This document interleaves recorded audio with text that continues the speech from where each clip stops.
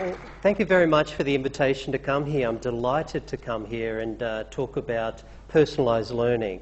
It's something that I've been working on for a few years now, and I think it really is a missing basis of what we're doing in learning and teaching in higher education and for adult education. A little bit about my background as well, the passions there about the different areas as well. But one of the things I come at the world from is I come at it from a design perspective. So I'm a designer as a background, and my PhD studies, it's interesting, I did it in a military setting when I was working in Calgary. And believe it or not, with a naval base in Calgary. For those who know Calgary, it's in the middle of Alberta. There's no ocean around it. So that's where I did my work with subject matter experts. And that's what I focused on in the instructional design process. How do you elicit, conceptualize expert content? And that's been a great journey because it sent me on a lot of different pathways. Working with coal miners in Western Queensland, working with health professionals in Melbourne, working in Hong Kong in a foreign culture. So in some ways the design perspective is what you'll see coming through as we go through here. Another aspect of my travels, I suppose I could be classed as a nomadic academic. I've worked at 5 different universities and studied at another 2 and lived in 3 different countries. So you'll see some of those perspectives as we're going through. Now I'm talking about personalised lifelong learning in a digital age because as I was saying, I think it's a missing piece of what we're doing when we talk about working in the online environment, the blended learning environment, social media environment as we're going through. This is the sort of thing that I like to look at. All designers know this. You like to start with the end in mind. But again, if you look at the photograph there, are we all looking at the same thing? And what you'll see is photographs throughout here, my personal learning journey in terms of some of my portrait photography. So that's another journey if you want to take that into account. Now, why I'm talking about that is when we're talking about learning and teaching, it's very diverse, very multifaceted.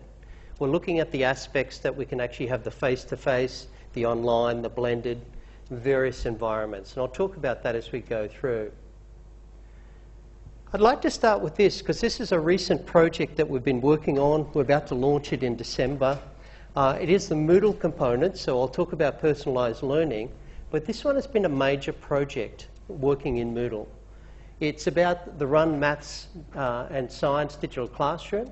It looks at the idea of inspiring grade 9 and 10 children to actually go on with maths and science in grade 11 and 12 and to actually maybe undertake it in university. Big issue in Australia, particularly a lot of the Western countries. Now in that project we've got 6 run partners, for those who don't know it, regional university networks, as the smaller universities, distance education universities, places like University of Southern Queensland, we've got Central Queensland Uni, we've got Southern Cross Uni, Sunshine Coast Uni, Federation University, and University of New England. So a number of different universities involved in it. We also looked at the major Maths and Science Association, MC and Pixie, and worked with CSIRO. Now the big thing about this project, and you can see down to the second last point, we use Moodle, but we used engagement strategies for getting out to the community. So it's very much a blended approach for what we're looking at. The blended approach looks at the idea that we set up a neutral Moodle space. We didn't use our space at University of Southern Queensland because we're working with other universities and other schools. And so in that project, you've got 52 schools, 500 students, 400 teachers, and there's a research project that will feed back some of the ideas. So if you like, that's my starting point about a large-scale project. Still ongoing, 12-month project, believe it or not, in which we had to engage with that many people using the neutral space. Now, the reason I mentioned that is because we came up with a space that the schools, the teachers, all the universities could use, and we could brand it via RUN, which is the Regional University Network. So again, that's setting the stage, if you like, before we go into the personalised learning. Okay, what are we going to do today? And hopefully you're a little bit like this monkey. You get a surprise. Maybe I can be a little bit provocative with what we're doing. I want to talk about the context for learning and teaching, and for technology in particular. I work at the Australian Digital Futures Institute. Great job. I get paid to look ahead. What is coming next, or what could be? And so I'm going to be looking at some of those aspects. I'll look at the place of learning, because the place and space of learning have changed. I'll look at the idea of next generation students, or learners if you like. I'll look at this idea of a personalised learning toolkit and the roadmap for personalised learning. This is based on some recent work, a couple of chapters that I've written on personalised learning strategies, and a recent one that's in press, and I'll give you the references, and there's a reference list at the end of this as we're going through. One of the big things that we're talking about with this toolkit, and if you think about MOOCs are very popular these days. What they've done is created a lot of discussion about learning and teaching. That's the great side of it. Throwing a lot of students into one space is maybe the pedagogy we need to look at and how we actually interact. And this is where I think we need to empower our learners with personalised learning strategies, or a toolkit, as we're going through. A lot of them will be familiar, but I've looked at some stages for this. If you are interested, everything I present on, I share. I believe in open education resources. If you're wanting to, it's a long address there. It's up in SlideShare at the moment, but if you just go to the www.slideshare.net Keppell, it'll be the next one on the list, and there's a PDF of this presentation which you can use. If you want a shortcut to that, I also put it out on Twitter this morning, and it's at Mike Keppell in terms of that. But there's a PDF, you can use it. Hopefully it's useful in terms of different aspects, and I'll talk more about that in a moment, the use of SlideShare. Okay, what is this dynamic context that we're into, and why do we need this personalised learning toolkit, if you like, as we're going through? 2014 Horizon report looks at the technology outlook, and I was on the advisory board for this one. The centre area is probably the one you want to look at. Within the next year, bring your own device. A lot of people here. Out of interest, how many people have got 2 devices with them today, say a phone and an iPad? Okay, great. Most of the audience. How many have got 3? Okay. How many have got 4? Okay, 1. Okay, great. What are the 4, by the way? And a Kindle. Oh, good, good. I didn't pick that one. That's great, yeah. I've often thought about going from the iPad to the Kindle because that's the way I use the e-books. So we're connected already. And this is the interesting part. Most people here, 2 devices, 3 devices, which is extraordinary. But we're always connected. You're actually here with me listening to this, but you're probably somewhere else as well. And usually through the presentation, sometimes I ask, how many people have checked 10 email and answered 10 email? And usually there's a few in terms of that. So we're here, but we're somewhere else, and that's the nature of what we're doing. We're almost like our teenage kids in that we're always connected, but in a different way. So the bring your own device is important, but for learning and teaching, this is becoming a big thing. It's not about getting students to the labs, it's about actually getting them into the spaces where they can use their own devices and connecting as we go through.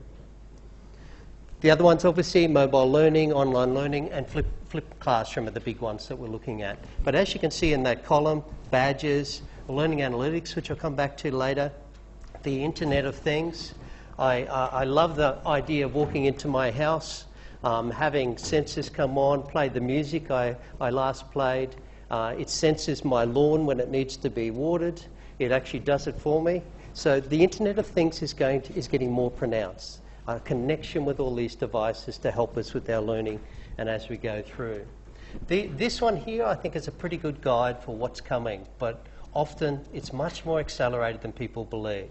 The blended learning, as I was saying to David before, about 10 years ago I was working in Hong Kong with blended learning. It's now trendy, and everyone says, yes, we're doing it, we need to know how to do it, and that's in the design as we go through.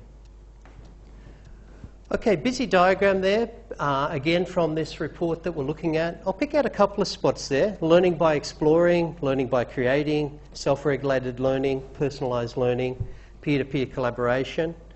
The big thing that's changed over on the other side there is this idea here where you're networking with the real world and the social networks. So the dynamic context has changed. We are more connected. We do have more devices. We're connecting with more people around the world and in learning and teaching and in our social interactions as well. So if we get back to the learning and teaching side, the place of learning is being questioned. There's no longer one place of learning. There are diverse places of learning these days. And I'll talk about that a bit more in seamless learning when we go through. So the places and spaces of learning are changing. I'm sure people in here would be interacting and learning in these particular settings. But if they're on campus, great spaces that we were downstairs in the foyer, individual spaces, breakout spaces, all different spaces, but also different ones as well, on the train, in the car, in hotels, in airport lounges. The place of learning has changed. And sometimes this is a little unsettling, particularly for institutions who put a lot of bricks and mortar into different aspects of what they're doing. Here's how I see the place of learning changing. If you look at the face-to-face campus, you've got the formal on-campus, and this would be classes, this space here. You've got the informal on-campus, downstairs in the foyer, the spaces, the great chairs that we've got outside in the hallways. But then we've got the informal off-campus. And this could be at home when you're studying and doing different things. Now, if I layer distance education into that, and I look at the idea at my university, 2/3 of our students are off campus, then I call it the formal off campus. Because even though they're working in their particular setting in terms of at home, it's a formal office. A colleague of mine who works for Athabasca University, and those who know Athabasca University in Canada, doesn't really have a campus. All their academics are spread throughout mainly Canada and the US. They work from home. So their formal office is their home as they're working and teaching. And this is what I think we need in the centre of that, these personalised learning strategies. There's lots more ambiguity, and it's much more complex a learning environment. So we need to actually empower our learners and our teachers with certain skills as we're going through. And that'll be the basis of what I talk about today. Another thing that has changed are the students and the teachers, if you like. So the next generation students, I call them. And if we start down the bottom here, at this spot here, this idea that I believe the students have a rapport with technology. I think we overestimate their capability with the technology for learning and teaching. Sure, they can run rings around us doing the social media, but for learning and teaching, they still need to be taught how to use the technology and how to learn in that particular environment. So the idea is the social media literacies, learning and teaching literacies, which I've got a question mark next to. The idea that they're connected as well. So knowledge is in the network, using George Siemens' idea of connectivism. The idea that basically you're connecting to different parts of the world. A colleague of mine is learning Spanish. She has difficulty with Spanish at times, so she puts it out to her network. Within about 10 or 15 seconds, she's got the answer. And instead of looking around and trying to find it on the web. That's about knowledge being in your network, and I think it's a really nice thing to embrace in terms of learning and teaching. We've also changed from downloading information. If you remember back to when the web began, we all wanted to download information. We all wanted to see what we could actually take from the web to use for our own benefit. Now it's about generating content or user-generated content and uploading content. So Flickr, YouTube, Twitter, all the different things that we're looking at, blogging, that's all about user-generated content. And I'll talk about this when I talk about the personalised learning strategies. They're mobile, they're using smartphones and tablets. Case in point, I'd say 3/4 of us in here are using mobile devices and probably using them for our learning and teaching and communication. They also adapt spaces to their needs. Last year I was invited over to Singapore, National University of Singapore, to do some work with them for a couple of weeks. very hot and humid campus, very hilly as it is in Singapore. Their buses run around the campus taking the students around, but they have Wi-Fi on them. So the students don't have to stop doing what they're doing. Now, a lot of them are there hanging on with one hand, looking at their Samsung usually, a larger tablet size, and watching videos with the earphones in as they're going around the campus, because they can with the Wi-Fi. Again, different spaces are being adapted to different needs. And they're also personalising their own environment as they go through. This one here, it's an interesting cartoon. I'd give you a photo, but she hasn't taken her first selfie yet. And I think that sort of summarises what we're talking about in terms of this next generation student as we're looking at it. I found this in a newspaper when I was in Malaysia earlier this year, doing some work over there in terms of just really the commentary on where we are with the technology. Okay, personalised learning. And looking at defining what we mean by it. A lot of my work lately has been some conceptual work and really trying to look at this. The agenda for USQ, as with a lot of other universities, is about trying to personalise the learning experience. It's probably as much about the learning and teaching as it is about the marketing, but I'll look at the learning and teaching side in terms of that side. So the way I define it, and this is something that's in press at the moment, so I define personalised learning as the knowledge, skills and attitudes that enable learning and act as a catalyst to empower the learner to continue to learn. The big thing is about continue to learn. Things are changing so quickly that by the time we finish a degree, some of the content is out of date. So we need someone who can continue to learn. Join in with communities of practice, etc. So I define it that simply. If you can keep learning, that's the basis of this. But you do need some knowledge, skills and attitudes as a toolkit for doing this. And it needs to be a catalyst, if you like, in terms of doing it. These are the ones I talk about in terms of the knowledge, skills and attitudes, that knowledge is now co-created, and that's again based on George Siemens' work.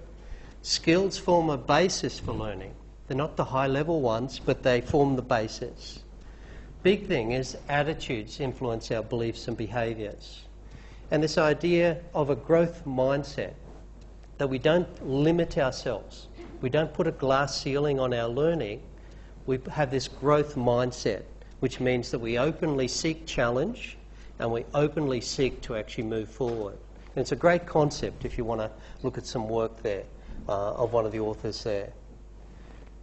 So these are the knowledge, skills and attitudes. What is the toolkit that we need?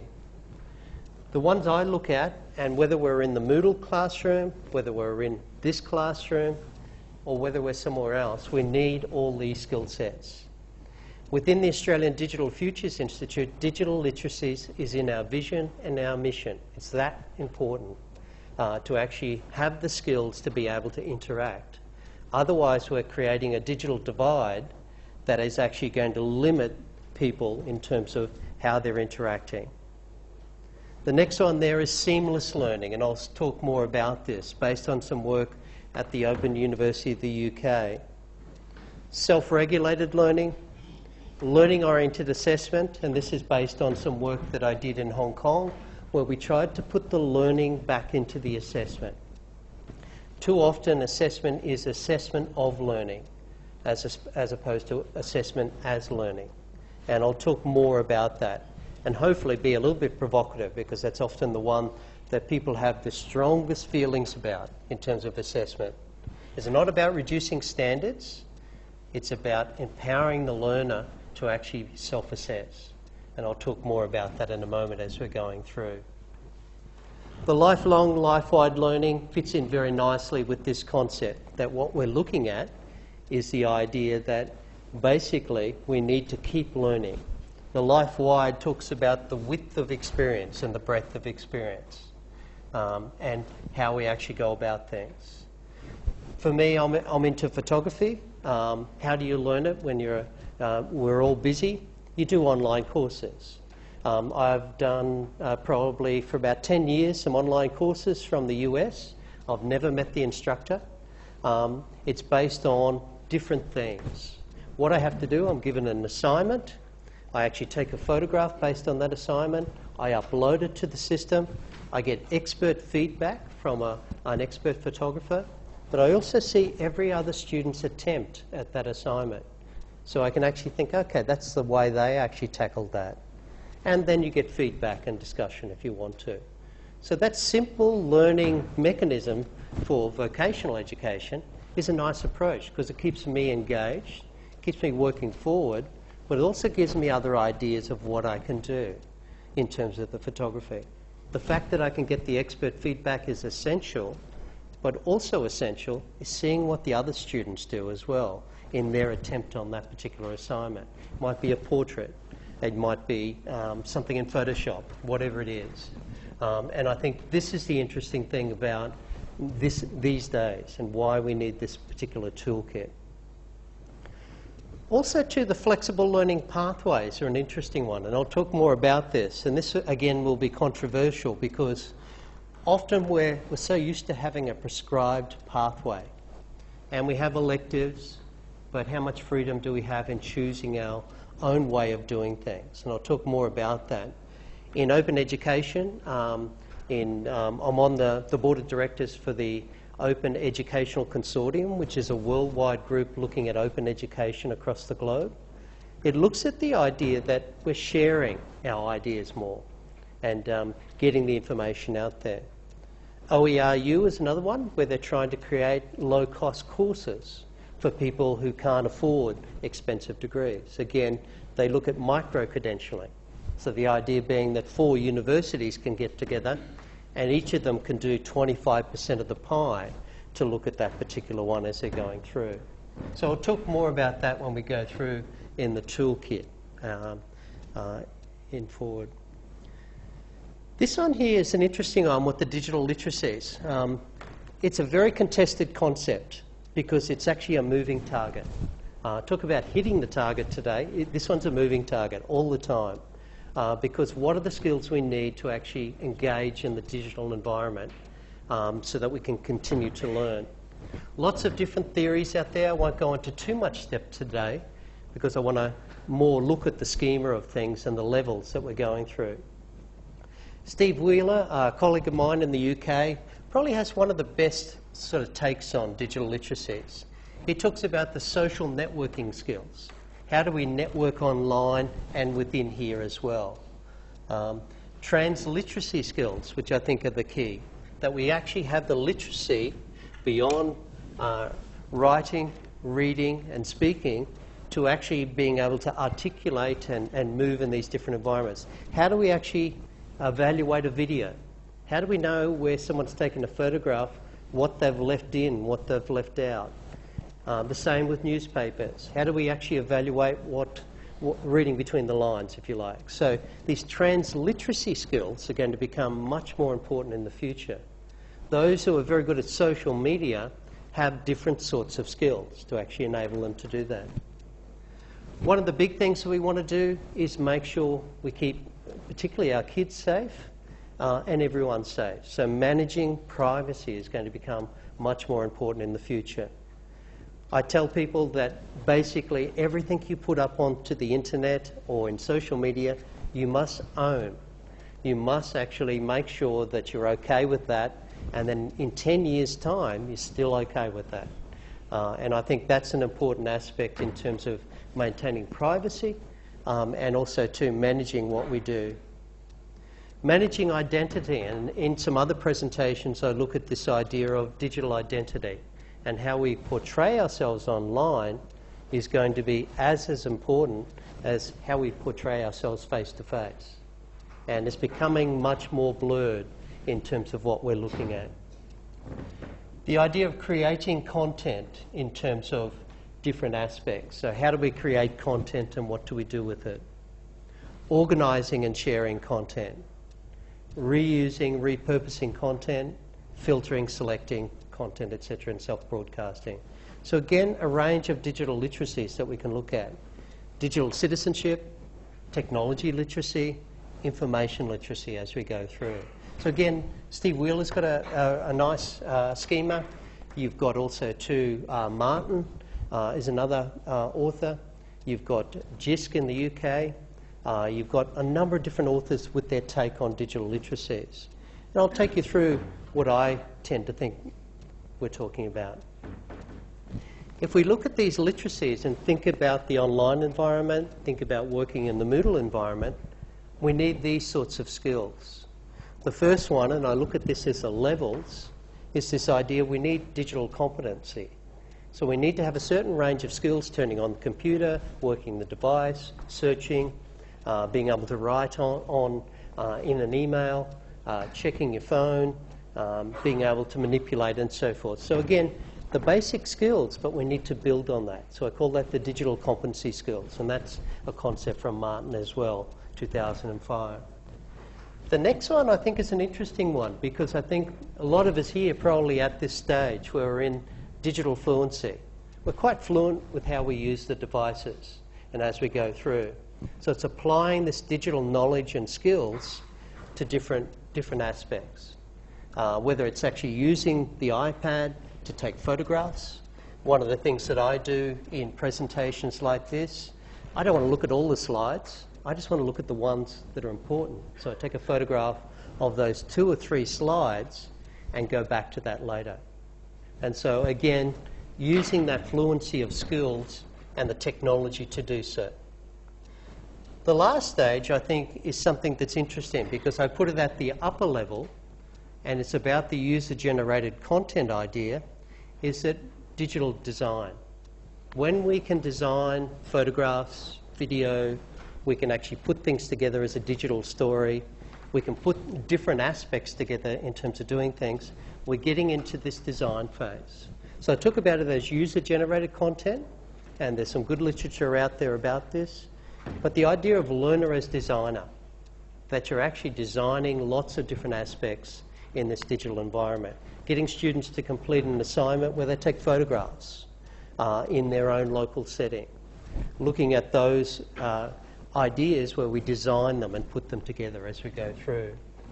So that's the first 3 levels, if you like, of the digital literacies as we go through. And again, work in progress, but there's a chapter coming out next year as we go through there. These are some of the digital design spaces that we're talking about. Flickr, YouTube, Facebook, Twitter, Blogger, SlideShare, LinkedIn, academic.edu, Scoopit, and things. How many people have loaded a photograph up to Flickr? You could put your hand up. Okay, great. How many people have loaded, produced the video and put it on YouTube? Okay, good. More than I would have expected. Great. How many people have a Facebook page? Okay, most of us. When I talk to other audiences, particularly farmers, I use metaphors, and I think this is the way to look at it. I look at Facebook as being the barbecue. You invite people in, you have a few hamburgers, you have a beer, and then you go away. So Facebook to me is a little bit like that, and it's mainly used, from what I can see, keeping in contact with family in terms of it. How many people use Twitter? Okay, great. How many people tweet, say, 10 times a week? Okay, so a small percentage. Okay. And again, the people who've got the thousands of tweets out there in terms of it. For me, Twitter is like the pub. Being at the pub where you're having a drink with a colleague, you're sitting there and you're listening to 140 characters, and then you get bored and then you listen to another conversation over here and over here. So that's the metaphor I use for Twitter. You may disagree, but that's the one I tend to use in terms of it. The other one there is Blogger. How many people have a blog? Okay, how many people use it weekly? Okay, again, 4 or 5 people in terms of it.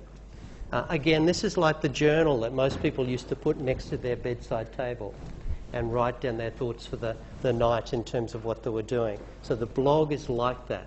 For a lot of us, it's a professional blog, but it's like the journal idea that we go through. It takes a bit of a commitment. I've got a blog myself, not as diligent as I should be with it. Out of interest, how many people use SlideShare? Okay, right, great. great idea, and I'll show you in a moment some of the aspects with that about sharing content. LinkedIn, how many people have got a LinkedIn site? Okay, most of us do. That I call the boardroom, because it's much more formal. It's like your CV out there. It's like you're wearing your suit and tie and presenting yourself to the world through LinkedIn. How many people use Scoopit? Okay, great. For those who don't know, it's a curation tool. What happens when you get an email and it comes into your box, you look at the website and think, that's a good site, but I don't want to look at it now. You put it into Scoopit. It's like a scrapbook. So that's the metaphor I use for that. And you can make a digital scrapbook as you're going through, which I think is really interesting in terms of it. So these are some of the digital design spaces that we're looking at as we go through. Other ones then, looking at SlideShare, and I just wanted to show you this, not because of the numbers and things, but because of the potential of it. As an academic, I write, you look at impact factors and citations, and I work in a research and innovation institute, and it's big now because of ERA for next year, ERA next year. But I've got reasonable citations, but nowhere near this. If you look up here, I've had 141,000 views. I've also had, in this one here, it's about, might not be on this list, about 2,000 downloads. Now, what does that do for me as an academic? It says that people may want to have a look at some of the stuff I'm doing. They may not, but it's available there. When they download, that gives me the feedback to actually think about the idea that that's an interesting idea, I'll pursue that. So it's changed the way I look at the world in an academic sense. Personalised learning, blended learning, a few other different areas. Areas are focused on, but they seem to be the one people are intrigued by as we're going through. But again, it's a sharing aspect, and I believe it for open educational resources in putting it up there. And I've got as much back from that as in giving. So interesting idea about sharing what we do and the nature of ideas.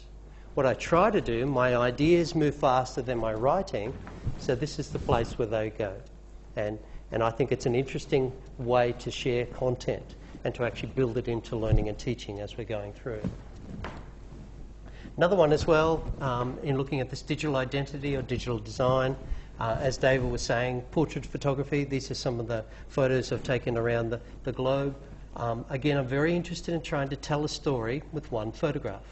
And so these are some of the stories in terms of looking at that through different cultures as we go through. So why do we need these literacies? The big thing that we're looking at is that it's going to become so important in the future. Those who are applying for jobs as teachers are going to need to have literacies. Those students going for different job interviews are going to be asked about it. So we're looking at the idea that employable graduates need to be digitally literate. And again, we're struggling with what that means as we go through. They need to be supported by staff, and they need professional development as they're going through in terms of this. Here's another take on digital literacies, and it's very attuned to the people in the audience. Reingold looks at the idea of mindfulness, and mindfulness is not a new concept that he's invented, but he talks about it in the digital literacy sense. And if you look at this, the first line says, unplugged, unconnected, unavailable. Black hole resort is the buzz phrase in luxury travel at the moment. And with the line between work and after hours becoming blurrier by the minute, could there be anything more indulgent than simply being out of range? And it's very much like we are at the moment. We need to be able to stand back and actually look at it.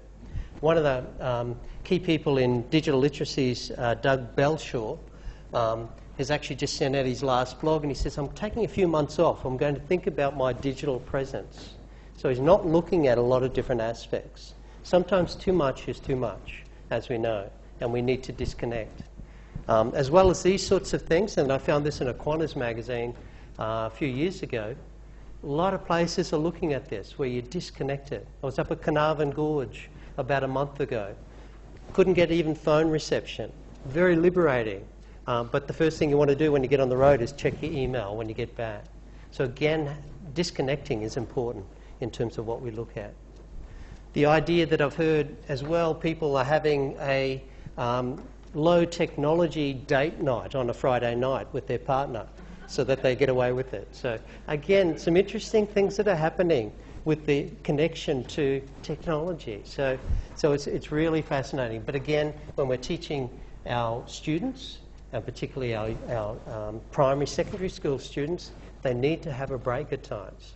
And I think this is really important. One of the skills of digital literacy in terms of going through. This one here always is provocative. And this is a guy, he's a school teacher, I think in Sydney, Betcher.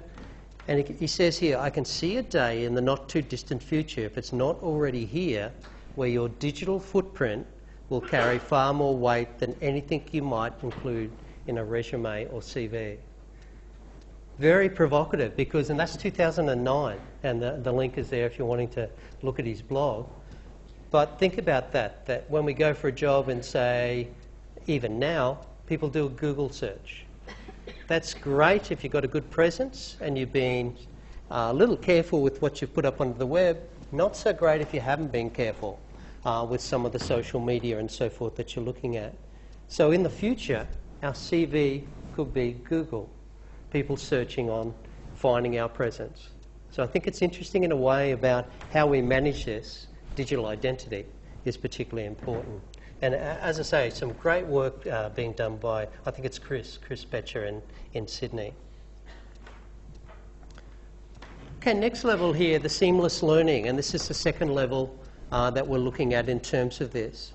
This idea that we move around a great deal. And Sharples in particular has looked at this idea. The continuity of learning across a combination of locations, times, technologies or social settings. So when I come on to do a presentation like this, I drive down from Toowoomba to Brisbane. I then go to the airport lounge. I do work in the airport lounge, usually with the iPad.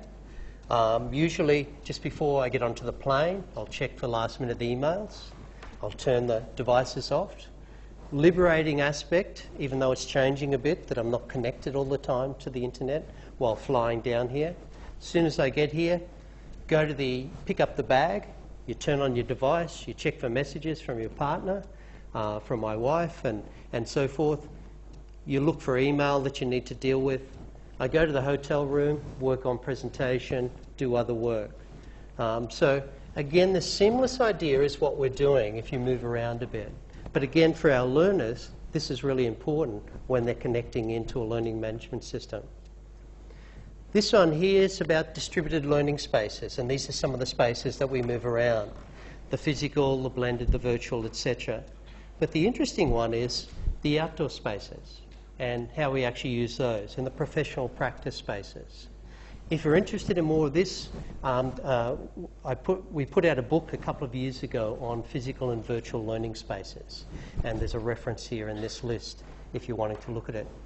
But each of these spaces have different affordances, and you can do different things in different spaces. The blended environment is very different to the physical environment. The informal environment, different to the formal. The mobile, the personal that we're talking about today, and the outdoor, etc., as we're going through. These are the virtual learning spaces that we move through seamlessly. The Moodle, the Flickr, etc., that we've looked at.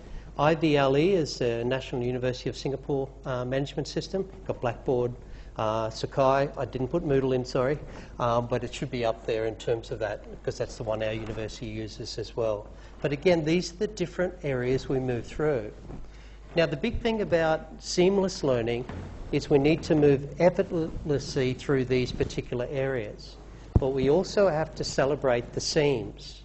We have to stop and think about and reflect back on the different aspects of what we're doing. So there's something to this idea of how we move around and how we actually go about it. What we're probably going to need are some learning space literacies, and again, some other work that I did this year or last year on developing a little bit of a taxonomy of literacies, if you like. Comfort, blended, the idea of is it inclusive, what does the space allow us to actually do? But I won't go into that detail today about that. This space here is ideal for this. And I was saying to David when presenting, it's a nicely designed room because the back row feels a lot closer to you than some other theatres that are flatter. So it's actually quite engaging to be able to look around and to get a sense of people in this particular audience. Other settings will have different affordances. The one here, it's more, there may be more limited affordances, but they still have value in disseminating and getting ideas out to a larger audience. Again, if you want a group work, a bit more difficult in here to turn around seats, to actually have a small group of people that you're looking at. And again, there's something to these literacies as we go through. So when we talk about levels of seamless learning, there's the on-campus. Is the learner and the teacher comfortable with moving into formal and informal spaces or between those spaces? That's probably a first level that we have to actually learn, but to actually embed into the education system. The virtual campus, is the learner comfortable with blended online and social media and moving between the different spaces for different reasons? And the anywhere, as I was talking about before, the trains, the cafes, the teleworking. And I think that's going to become more pronounced where we have offices that we can go to. In terms of the teleworking, one of the things I like to do in some cities, I haven't done it in Canberra as much, in Melbourne in particular, look for places where I can actually do my work outside of the institutions. Some of the taller buildings, they've got couches in the foyer, they've got a PowerPoint. The idea that there's an ebb and flow of people coming out of the offices, so there's quiet time, busy time, depending on what I'm wanting to do in terms of those sides of things. So again, that's practicing that seamless learning idea. And again, these different spaces inspire different ways of thinking, if you like, as you're going through. Next one here is self-regulated learning. So again, one of the aspects of the toolkit. And again, I look at this as a bit of a roadmap for personalised learning. Again, there's a lot more detail in each of these. Blended, for instance, is a whole conference, and I chaired a conference a couple of weeks ago on blended learning and spaces, etc., as we go through. But with self-regulated learning, what we've got to do first is we've got to teach and mentor the students. So we've got to scaffold the learning for the learners. So the teachers are very heavily involved in this in terms of actually creating a situation where we try to empower the learner to do more. Strategic learners is the next level, whereby we look at learners beginning to manage their own learning. And autonomous learners, they've got to the point where they're strategic and they can determine what they want to do and learn. A little bit like our lifelong learning as we're going through. So again, some levels of regulated learning as we're going through. Next one here is the assessment. And in some ways, this is the one that people have quite a strong opinion about, because it's not about reducing standards. We all want the highest level of standards. When we go to a surgeon, when we go to different areas, we want the highest level of skill and knowledge and the current knowledge as well. But learning-oriented assessment, and for most of us, as soon as I probably put up assessment, probably a lot of us we're thinking back to either that really good exam that we did, but most of us, I would imagine, were thinking, oh, I don't like assessment. You were thinking back to one time maybe that didn't go quite as well. So again, that's where there's the strong opinions about assessment. The reason why we called it learning-oriented assessment, and this was a 5-year project that I did at the Hong Kong Institute of Education in Hong Kong, was to actually try to put the learning back into assessment. Too often, at the end of a semester, a student is given a grade and some feedback about what they were doing in the subject, but what did they do with it? They can't act on it in that subject because it's already over. So it's about putting formative and learning back into the assessment as we go through. So this is the model that we developed when we were in Hong Kong. It looked at assessment tasks as learning tasks, and again trying to come up with this authenticity, which is so important these days about the transfer to the real world. There's forward-looking feedback, or what I call feedback as feed-forward. When you give feedback, you actually give it back to someone, but what do they do with it? If they act on it, they can actually go to the next stage.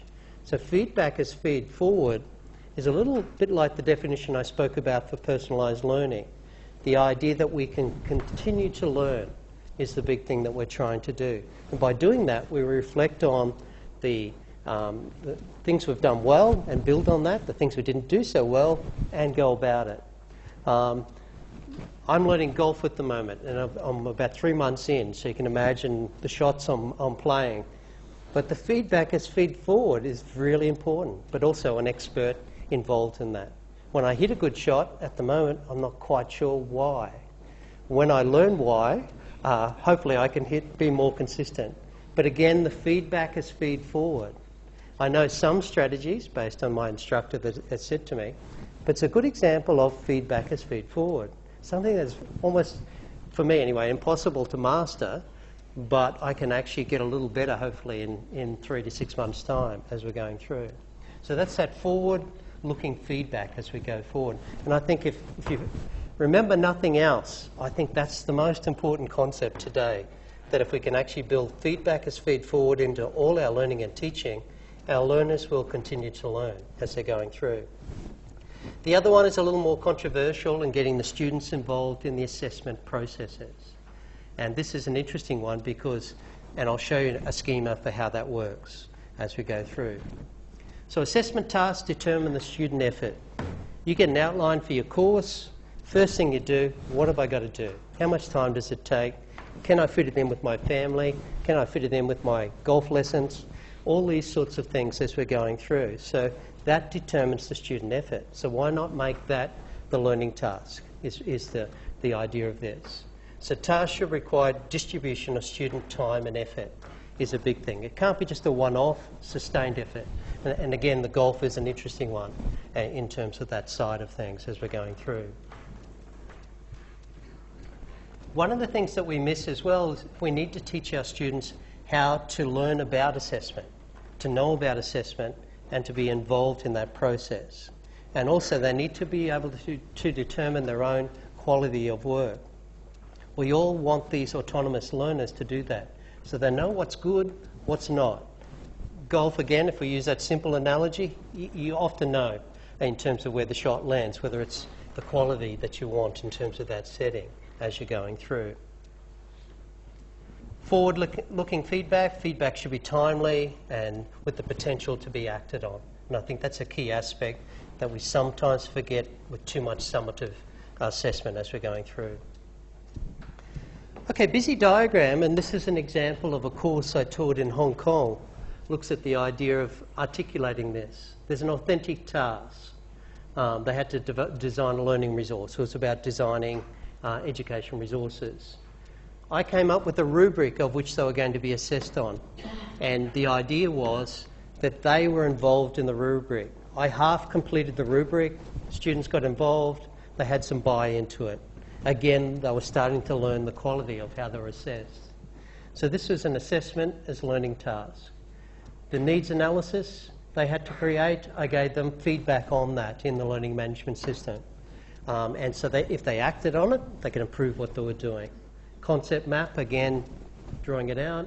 Student presentation, that's where other students gave them feedback on what they were doing. So again, this whole coaching sort of idea of how they're doing it.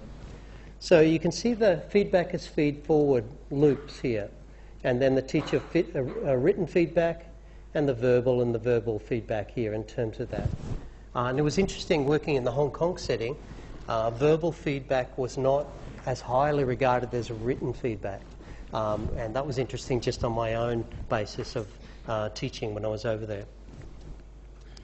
Other things, feedback is feed-forward. You heard at the start I like to keep active in things. These are the devices. How many people have got a Garmin device they use for running, walking? Okay, perfect. Wonderful devices, GPS enabled. They tell you how fast you're going. You can upload it to Google Maps and you can actually work out your heart rate, etc. Now think of that as feedback as feed-forward. When I use my Garmin, I leave it on the one about the training zone. So I'm trying to keep up a training zone 1 to 5, about 3 to 4, if I can, in terms of fitness level. I'm not too worried about the pace these days in terms of things, but it gives me feedback as feed forward. Again, how many people, and I'll get to this in a moment, other devices that we can look at. The digital camera. How many people own a SLR digital camera? Okay, great. Okay, so again, about half the audience. To me, what's interesting about this is that the biggest thing about digital cameras is the feedback. I was an underwater photographer for many years using film. You go down with the strobes, take photos, take 36 shots, come back up to the boat after you'd cleaned the camera and set it up for 2 hours, put it into a processing plant, take 2 weeks to get back, find out that you hadn't taken the lens cap off. So feedback as feed forward wasn't pronounced in that setting, but this one you can. We all take too many shots, but if we take the feedback as feed forward, we can improve what we do. And again, I think it's interesting. The other one there is a dive computer. Past life, I used to be a diving instructor, and you look at the nitrogen in terms of uptake, etc. But the feedback is feed forward. You go down too deep, you come back up, you get particular ways of doing it. How many people have got a TomTom in their car? Okay, or a Garmin? Okay. Wouldn't you love an ability, your learning and teaching to be like this? When I make a mistake driving into Canberra, it says, Mike, take the next right, take the next left. It doesn't say, Mike, you made a mistake here. You need to actually go back and actually retrace. Very gentle voice comes on, but it reconnects and changes what you do. Now think about it, you're going forward, it never says you've made a mistake, it only says you might have a bit further to go to get to your destination. Learning is like that, and I think with learning analytics you're going to get more of this in the future as you're going through. How many people wear a Fitbit, VivoFit, or these sorts of things all the time? If you could put your hand up. Okay. Not as many as I thought, actually. For those who don't know it, I started with the Fitbit. I've gone to the VivoFit.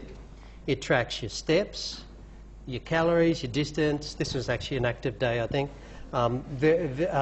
And also sleep and badges. And look at it. Their website says that it inspires change. Our users take 43% more steps.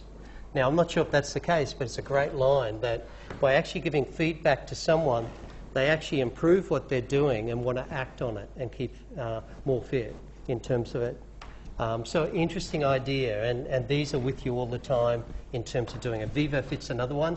The reason I went from a Fitbit to a VivoFit, for those who, which is a Garmin product, Fitbits you need to charge every week. VivoFit, it's a year battery. And so it's actually a much better idea for me anyway, in terms of it, as you're going through. So with assessment, where are we at? Authentic assessment, we need to engage in our learners. We need to work in negotiated assessment. We need to get our learners to self-assessment is one of the big things that we're looking at as we go through. One of the last ones then is the lifelong, life-wide learning. This formal and informal self-motivated learning. And the life-wide looks at this parallel and interconnected journeys and experiences. So again, how do we actually encourage our learners to keep learning? Because if we go back to the original definition, it's about being able to keep learning and adapt and be resilient in a very ambiguous world in terms of learning and teaching. E-portfolios could be one way of doing it, the Pebble Pad, the Mahara, the desire to learn. I'm sure Moodle's got one there as well in terms of that side of things. So the idea that we can populate them, and sometimes universities are being quite savvy and saying to their students, keep it for life. We want you to come back to our institution. You keep your e-portfolio and we'll maintain it for you. You drop back in, fill it out, use it in different ways as we're going through. And again, that's a big story on its own. So here's one of the things that the future will require learners to be lifelong learners whose ability to learn will be an essential survival skill set. So I put it as strongly as it's a survival skill set to thrive in the changing world as we're going through. The levels that we're looking at for lifelong learning, Short term, we're focused on our one course. The future-focused learner looks at how it relates to what they want to do in the future. Being a learner, if you like, is about creating their own pathway and continuing to learn and looking for opportunities to do that as we're going through. The last one is the learning pathways. And the idea here is it's like this. And you've probably seen images. Here's the footpath. Here's the prescribed pathway we sometimes give to our learners.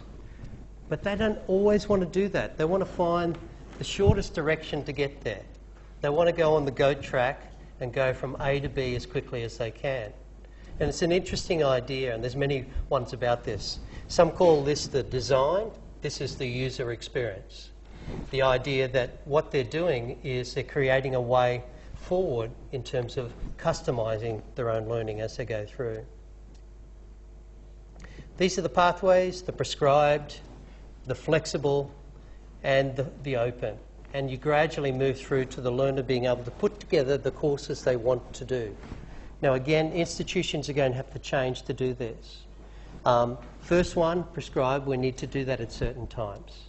When I was teaching scuba diving as an instructor, there was kind of only one or two ways to do things in some high-risk areas. The flexibility came in when the learner got more autonomous, and you could actually provide further freedom, deeper water, etc. Open education looks at the idea that you could put the courses together and go on the journey that you're wanting to. So diversifying what you're doing in terms of that side of things. In terms of this, we're looking at the knowledge, I suppose today in summary, looking at these knowledge, skills and attitudes of learners who need to navigate the chaos of an ambiguous learning landscape. And I think it's becoming much more chaotic. Lots more learning opportunities, lots more ability to go online, do a degree in South Africa, do a degree in the UK from Australia, and to continue to learn. So we need learners who are capable of being empowered as they go through. That's about where I'll leave it there today, but what I wanted to leave you with, and I don't often do this and I forget, I don't expect you to read these, but there are references for most of the work. I think I covered most of them here. So there's this one here, and the one here that this one is based on is the top one there. It's called The Learning Future, Personalised Learning in an Open World. It's in a book by Curtis Bonk and Mimi and Tom Reeves and Thomas Reynolds, but it comes out next year.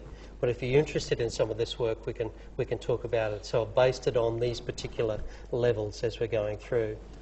As I say, if you're wanting to look at all of those, go to SlideShare. There's a PDF of this up there, or to Twitter, and you can actually look at it. Hopefully, I've been a little provocative, and I've set the stage for your conference. And thank you for your attention there.